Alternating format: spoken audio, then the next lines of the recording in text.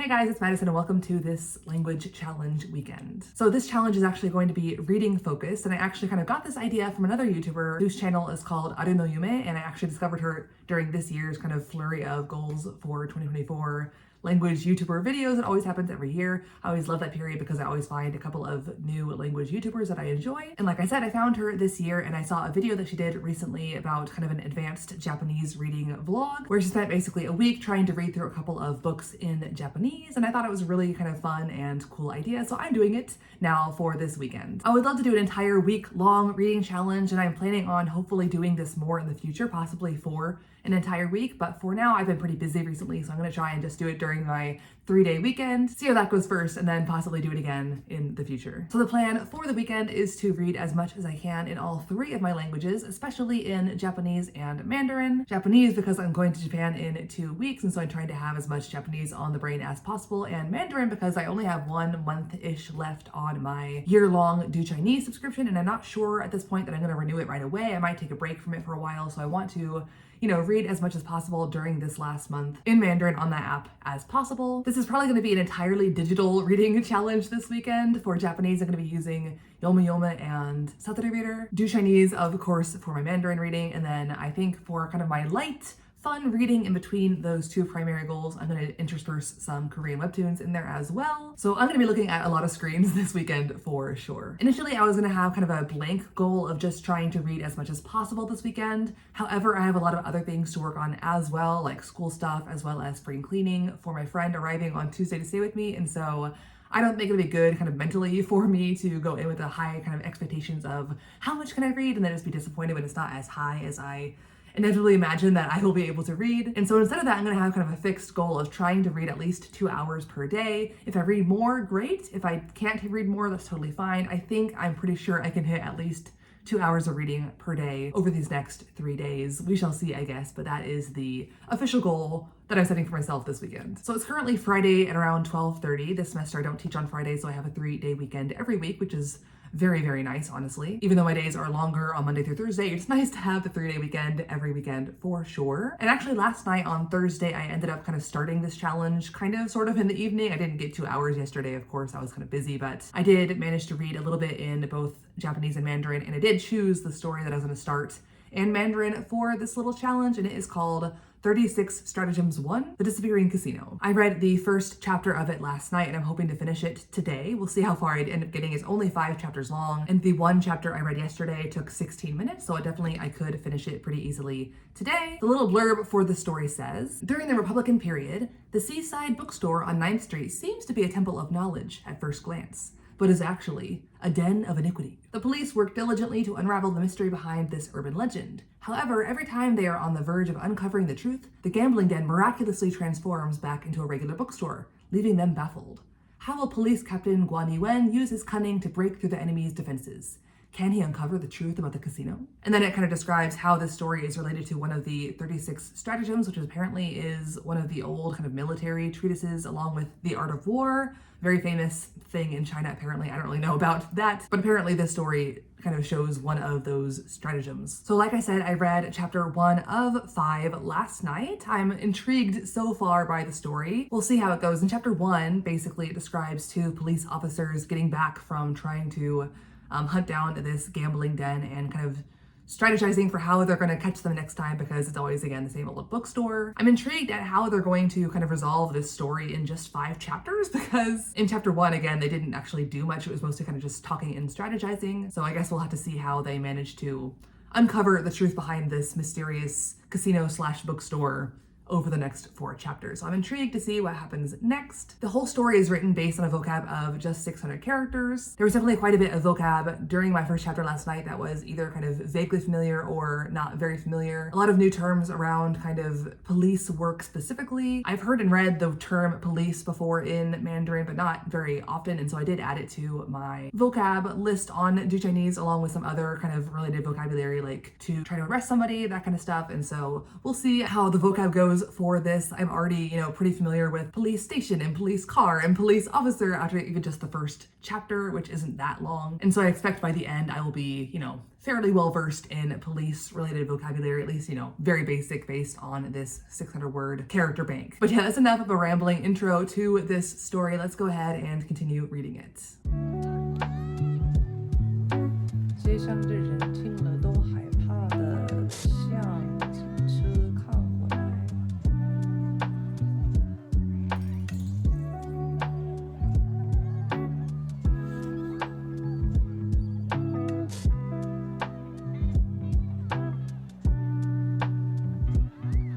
So far, the police detectives have solved part of this little kind of mysterious casino situation, but they still have to figure out something else.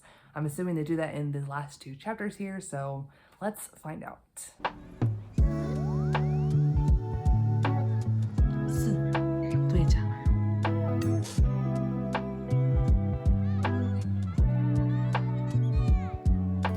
同学，你这是在瞒天过海。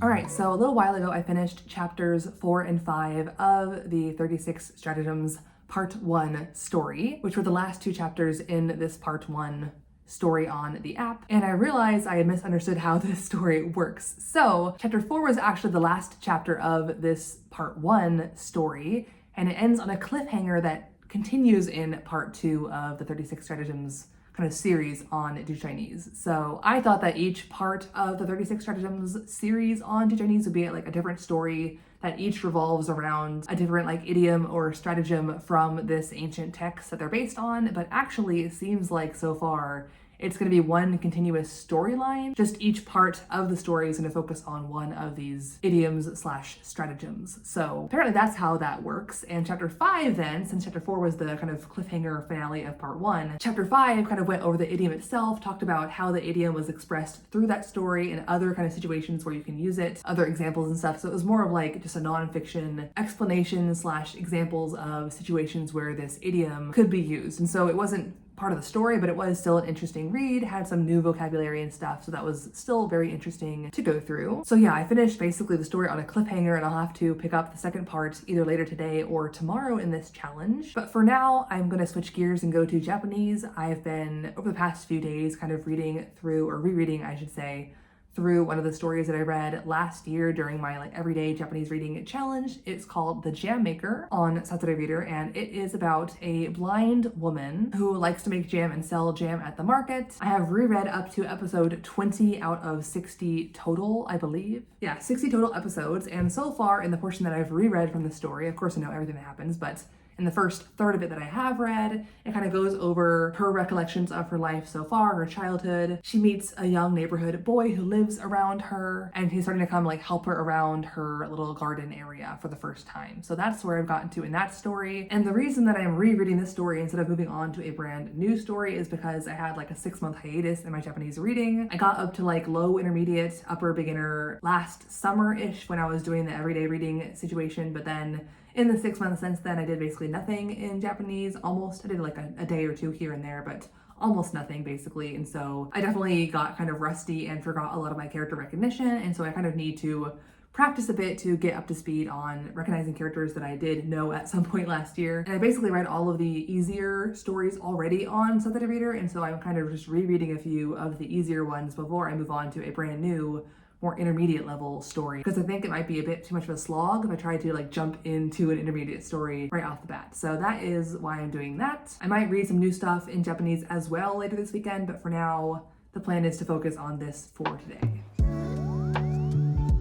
ジャム屋さん第21話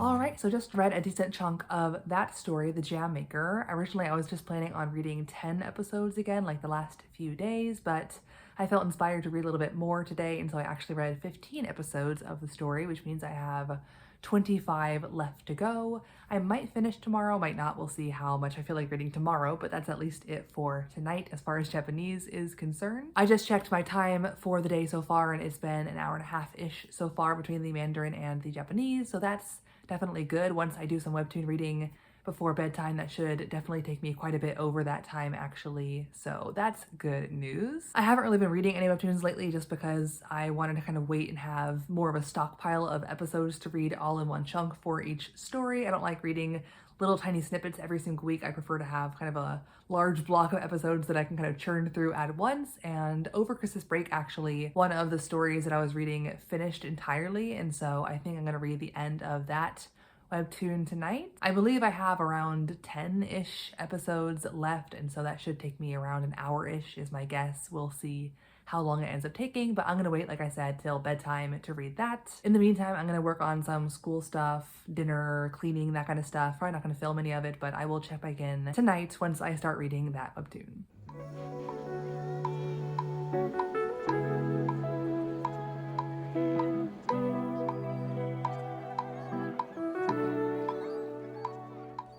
It's Saturday now, time for another day of reading. As far as yesterday went, in the evening, the things on my to-do list ended up taking longer than expected, so I ended up going to bed later than expected, so I couldn't finish the entire Webtoon that I was planning on finishing because I didn't have like an hour and a half just to chill in bed like I had thought I would before falling asleep. But I did manage to read a decent amount still, and I did cross the 2-hour kind of time goal that I had set for myself, so I am happy about that. As far as today goes, I'm going to start out with some more Chinese on Do Chinese. I'm going to start the second installment of the 36 Strategems series, which will presumably pick off where the cliffhanger left off last time. I'm wondering now if this part 2 is also going to end in a cliffhanger, and it's going to be like that for all 36 presumably installments of this 36 Strategems series, but I guess we'll have to see what happens in this 5-chapter story.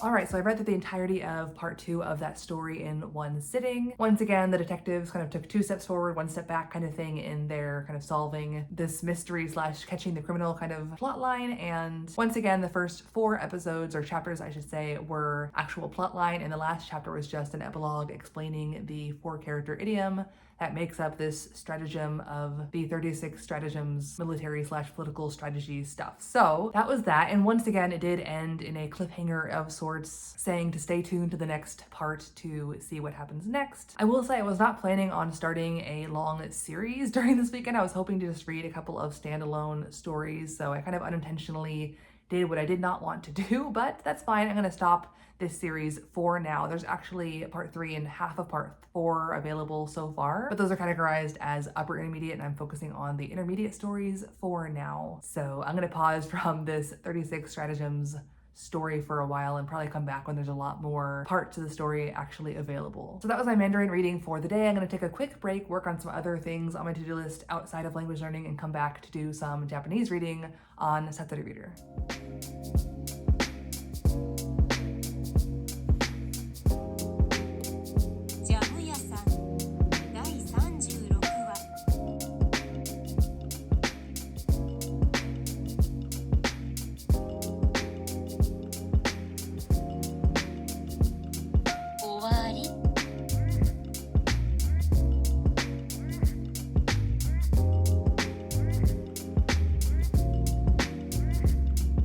So yeah, I just finished reading the last episode of The Jam Maker on Satori Reader. I actually wasn't intending to read all 25 episodes today necessarily that I still had left in the 60 episode story, but you know, it was actually a lot more enjoyable to reread for the second time than I was anticipating, so I just went ahead and read straight through the entire thing without stopping. I wonder how long it actually took me to read through. Looks like it took me 58 minutes actually to read through those episodes. I was having fun though, so I didn't even realize it was almost a full hour of just straight reading. But yeah, that puts me basically almost at 2 hours already for the day. I think I'm at like an hour and 45 minutes or something like that. So So yeah, I think what I'm gonna do is around 5:30ish. So I think I'm gonna go ahead and have some dinner, work on checking off the rest of the things on my kind of work/cleaning to-do list for the day. And then once again, just like yesterday, when it's time to go to bed, I will read some Korean webtoons, probably finally finish up that webtoon I started last night. I think I have like 5 or 6 episodes left, so that should be the perfect amount of reading to finish off the day.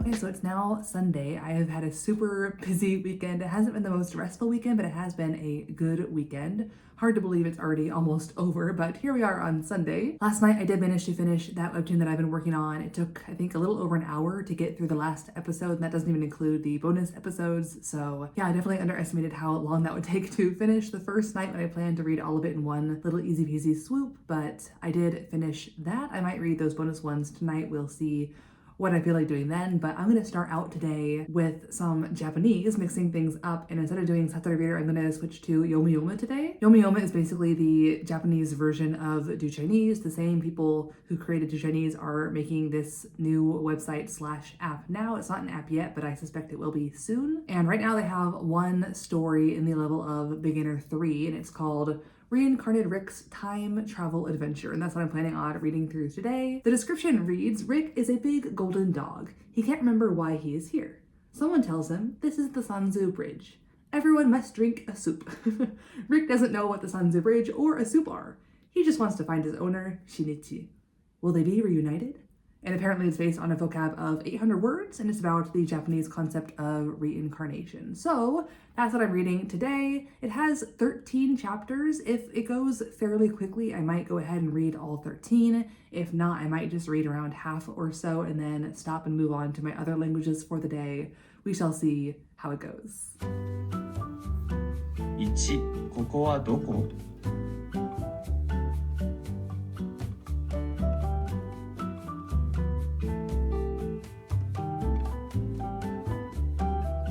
Alright, so I did manage to finish that entire story on Yomu in one sitting. I was just reading along with the audio as it played, and it took under an hour to finish the whole thing, so it didn't take too long. I will say, because it was dealing with like the Sanzu Bridge and that kind of Japanese view of reincarnation, apparently it dealt with like death and memories and stuff, so parts of it were a little depressing, I will say, especially the few chapters after he actually crosses the bridge, but it did end up being fine at the end. A little bit silly, but definitely fine to read. I will say the thing about the beginner stories on Yomu is they're not like the most amazing, wonderfully crafted sentences, because it is written with such a simple vocabulary. A lot of the sentences feel a little bit stunted at times, especially since the audio is also read by a computer. So between the kind of stunted sentences for beginner level as well as the computerized audio, it was not the most like compelling story to read, especially compared to Satori that I was reading the past few days, just because that's a little bit higher level, and so it has a little bit more interesting language in the actual sentences,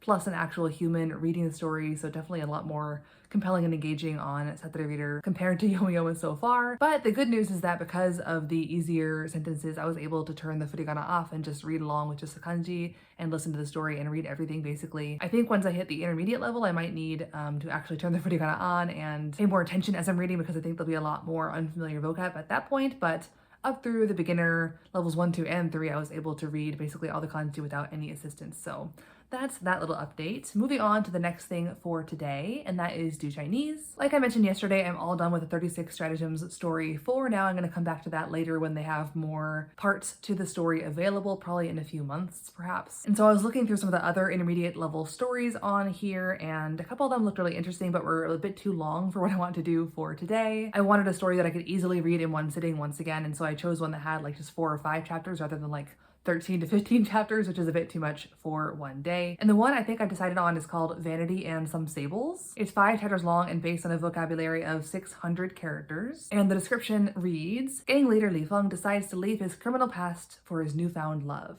He takes on a regular job, but will he be able to completely stay away from criminal activities? So kind of keeping in the same crime/gang realm that I've been reading about for the past few days as well, with a different plotline, different characters and stuff. So hopefully this story is interesting. It apparently involves romance, which I tend to enjoy, so we'll see how that is. But yeah, let's go ahead and get started reading this story.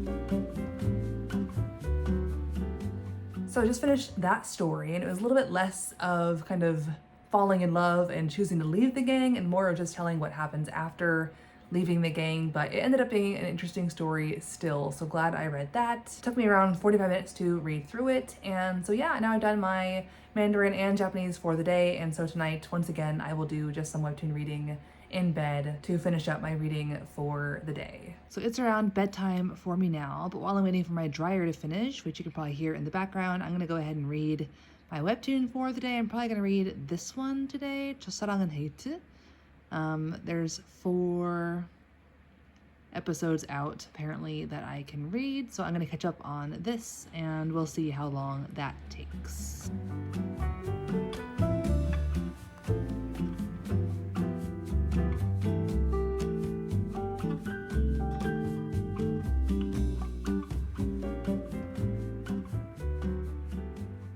Popping back in a little while later to give my kind of final thoughts on how this challenge went. Overall, I think it went super well. If you look at the overall time that I spent on reading throughout my weekend, you can see that throughout the 3 main days of the weekend, Friday, Saturday, and Sunday, I did manage to hit 2 hours at least of reading. Even if I excluded the time spent just reviewing vocab, I still hit 2 hours every single day, so I'm very, very happy with that. Thursday, I obviously did not hit the 2 hours, but that was a school day and not really part of the official challenge. It was just kind of the lead up day where I was kind of choosing what I'd be reading. So I thought I'd throw it on the charts anyway, just to show what I did over the entire weekend, including that first kind of night of the weekend. But yeah, overall, the 3 main days of the weekend, very, very successful. And if you look at a breakdown of what I did per language, you can see it's actually pretty evenly split day by day over the 3 main days of the weekend as well, which I am also very happy about. So yeah, overall, I think it was a really, really successful weekend. And I think it was also just a very fun challenge. I think that especially once you get to the kind of intermediate and advanced levels, reading is one of the most important things and most helpful things that you can do to improve your language learning. And so I think that having a set period of time where you really, really focus on reading more than you typically would is a super helpful challenge to kind of boost yourself a little bit in your target language. So yeah, really had fun, really enjoyed this kind of weekend long reading focused challenge. Hopefully you enjoyed it as well. But yeah, that is it for this video. I will see you guys in the next one. And until then, annyeong.